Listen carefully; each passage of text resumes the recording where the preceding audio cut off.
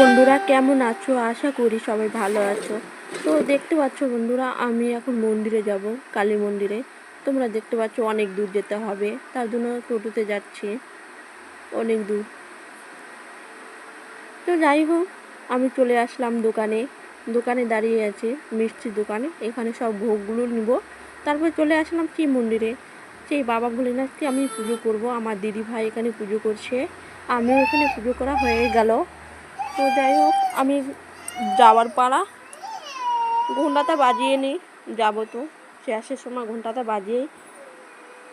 আমাকে খুব ভালো লাগলো, আনন্দ লাগলো এই মায়ের মন্দিরে, আমাকে খুব ভালো লাগলো। তারপরে অনেক দূর চলে যেতে হবে, তারপরে ওখানে যেতে হবে কালী মন্দিরে।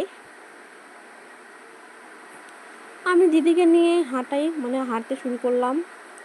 তো অনেক দূর যেতে হবে, তোমরা দেখাবো তোমাকে। ওই যে ওখানে তোমার একটা গাছ দেখতে পাচ্ছ, হলুদ কালারে একটা রাখা আছে, ওখান থেকে তোমাকে যেতে হবে কালী মন্দিরে। তো ফাইনালি আমরা মন্দির চলে আসলাম।